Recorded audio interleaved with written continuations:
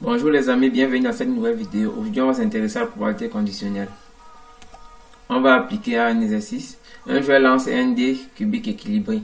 On considère les événements A obtenir un nombre pair, B obtenir un nombre inférieur ou égal à 4. Déterminer P de A, P de B, P de A inter B. P de A est la probabilité d'obtenir un nombre pair, P de B est la probabilité d'obtenir un nombre inférieur ou égal à 4. P de A inter B, c'est la probabilité d'obtenir un nombre pair qui est inférieur ou égal à 4. L'univers des possibilités oméga. Il y a 6 possibilités. Cardinal de oméga égale 6. A. Obtenir un nombre pair. On peut obtenir 2, 4 ou 6. Il y a 3 possibilités. Cardinal de A égale 3. B. Obtenir un nombre inférieur égal à 4. On peut obtenir 1, 2, 3 ou 4. Cardinal de B égale 4. A inter B. Obtenir un nombre pair qui est inférieur égal à 4. On peut obtenir 2 ou 4. 2 possibilités. Cardinal de A inter B égale 2. En termes de probabilité, probabilité de A c'est égal à cardinal de A sur cardinal de oméga. 3 possibilités sur 6, 1 demi. Probabilité de B, 4 possibilités sur 6, 2 tiers. Probabilité de A inter B, 2 possibilités sur 6, 1 tiers. Probabilité de A fois probabilité de B, ça donne 1 demi fois 2 tiers, qui est égal à 1 tiers. On constate que probabilité de A inter B est égale à probabilité de A fois probabilité de B. Donc, A et B sont indépendants. On va un peu corser l'exercice. On sait maintenant que le nombre obtenu est pair. Quelle est la probabilité que ce nombre soit inférieur ou égal à 4?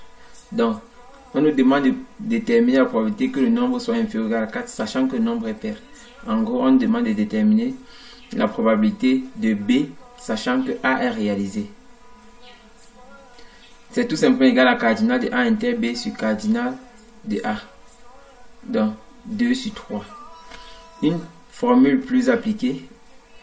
Probabilité de B connaissant A, c'est égal à probabilité de A inter B sur probabilité de A. De même, probabilité de A connaissant B, c'est égal à probabilité de A inter B sur probabilité de B.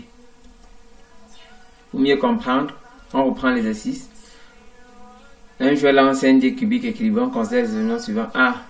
Obtenir un nombre pair. B. Obtenir un nombre inférieur ou égal à 4. L'arbre de possibilités. A. Obtenir un nombre pair. Lorsque le nombre n'est pas pair, le nombre est impair. Ça, on appelle A bar. Donc, il y a deux possibilités. Soit obtenir un nombre pair, soit obtenir un nombre impair. B.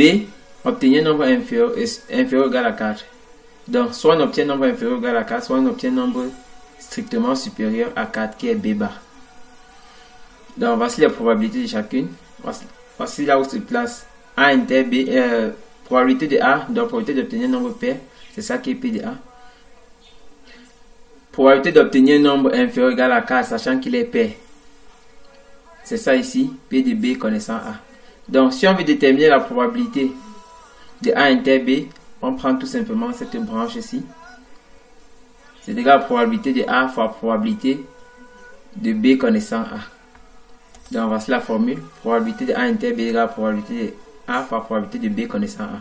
À partir d'ici, on a probabilité de B connaissant A est égale à probabilité de A inter B sur probabilité de A.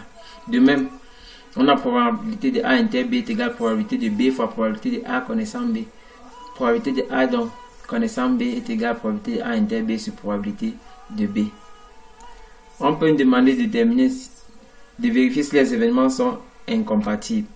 Deux événements sont incompatibles si et seulement si probabilité, si et seulement si leur intersection est vide. Donc A inter B égale ensemble vide. Deux événements sont indépendants si la probabilité de A connaissant B est encore égale à la probabilité de A, c'est-à-dire B n'influe pas sur l'apparition de A. De même, probabilité de B connaissant A encore égale à la probabilité de B. Donc, mais la meilleure façon de démontrer que deux événements sont indépendants, c'est de démontrer que probabilité de A inter B est égale à probabilité de A fois probabilité de B. Si ce n'est pas le cas, on va dire que les événements A et B ne sont pas indépendants. Si vous avez bien compris, vous mettez une pause à la vidéo et vous faites les exercices suivants.